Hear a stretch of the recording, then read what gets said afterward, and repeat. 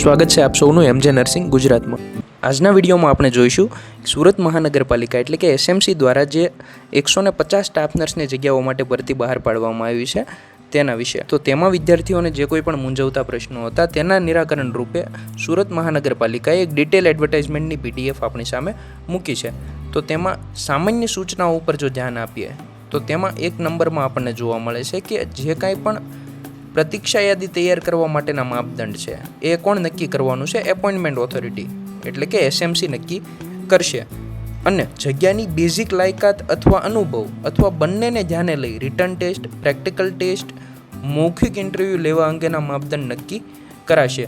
અને તે અંગેની જાણ માન્ય થયેલ અરજીના ઉમેદવારોને વેબસાઇટ ઉપર કોલ લેટર પ્રસિદ્ધ કરેથી તેઓને અરજી ફોર્મમાં દર્શાવેલ મોબાઈલ નંબર ઉપર મેસેજ દ્વારા જાણ કરવામાં આવશે। સેકન્ડ આપેલું છે કે આ જાહેરાતમાં કોઈ પણ કારણોસર પૂરેપૂરી અથવા કોઈ કેડર માટેની અરજી રદ કરવાની કે તેમાં ફેરફાર કરવાની આવશ્યકતા ઊભી થશે તો તેમ કરવાનો સુરત મહાનગરપાલિકાની એપોઇન્ટમેન્ટ ઓથોરિટીને સંપૂર્ણ હક અથવા અધિકાર રહેશે અને આ માટે કોઈ પણ કારણો આપવા માટે તે બંધાયેલ રહેશે નહીં। 3 નંબરમાં આપેલું છે કે જાહેરાત મુજબ મળેલ અરજીઓની સંખ્યાને ધ્યાને લઈને તમામ ઉમેદવારોને ભરતી પ્રક્રિયાના ભાગરૂપે લેખિત પરીક્ષા, પ્રેક્ટિકલ પરીક્ષા કે મૌખિક ઇન્ટરવ્યૂ માટે વિચારણા લેવા અંગેનો નિર્ણય માનનીય મ્યુનિસિપલ કમિશનર શ્રીનો આખરી ગણાશે। એટલે કે જાહેરાત મુજબ મળેલ અરજીઓની સંખ્યા જેટલી પણ સંખ્યામાં અરજીઓ મળશે તેને ધ્યાને લઈને જે મ્યુનિસિપલ કમિશનર છે સુરત મહાનગરપાલિકાના તે નક્કી કરશે કે લેખિત પરીક્ષા લેવી, પ્રેક્ટિકલ પરીક્ષા લેવી કે મૌખિક ઇન્ટરવ્યૂ લેવા। ત્યારબાદ આપેલું છે કે લેખિત પરીક્ષા, મૌખિક પરીક્ષા કે પ્રેક્ટિકલ માટે કે પછી ડોક્યુમેન્ટ વેરિફિકેશન માટે જે કોઈ પણ જગ્યા એસએમસી દ્વારા સૂચવવામાં આવે ત્યાં ઉમેદવારે સ્વખર્ચે હાજર થવાનું રહેશે। તેનું કોઈ પણ અલગથી ભથ્થું એસએમસી દ્વારા ચૂકવવામાં આવશે નહીં।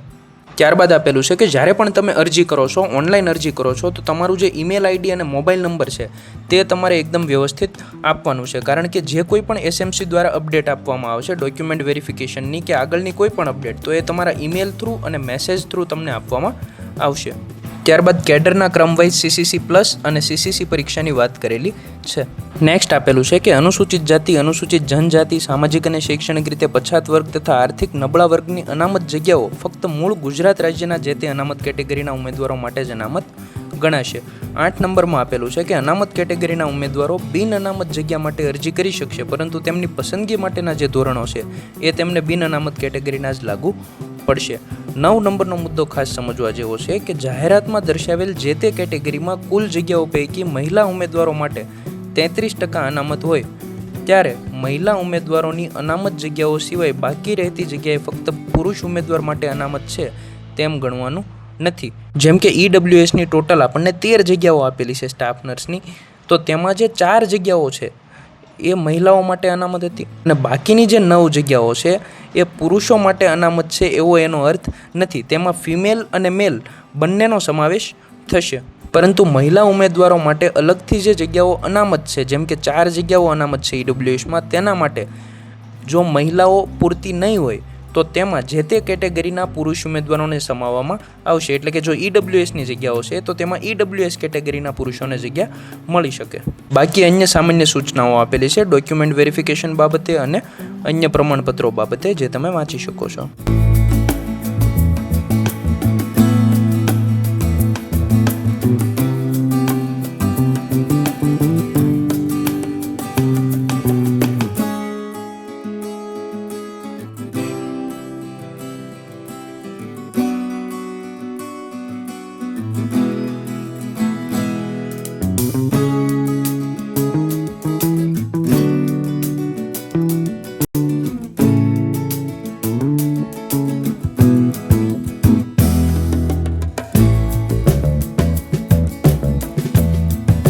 ત્યારબાદ આપણને એજ્યુકેશન ક્વોલિફિકેશનમાં આપેલું છે કે બીએસસી નર્સિંગ કરેલું હોવું જોઈએ રિકોગ્નાઇઝ યુનિવર્સિટીમાંથી અથવા diploma in general nursing and midwifery એટલે કે જીએનએમનો કોર્સ રિકોગ્નાઇઝ યુનિવર્સિટીમાંથી કરેલો હોવો જોઈએ। ત્યારબાદ આપણને કીધેલું છે કે કમ્પ્યુટરનું બેઝિક નોલેજ હોવું જોઈએ। જો સેલરીની વાત કરીએ તો એ પ્રથમ 3 વર્ષ માટે ફિક્સ રહેશે 17,500, જેમાં તમારો ગ્રેડ પે રહેશે 4200નો। ત્યારબાદ કઈ રીતે અરજી કરવાની છે તે સ્ટેપ બાય સ્ટેપ આપણને આપેલું છે એ તમે જોઈ શકો છો।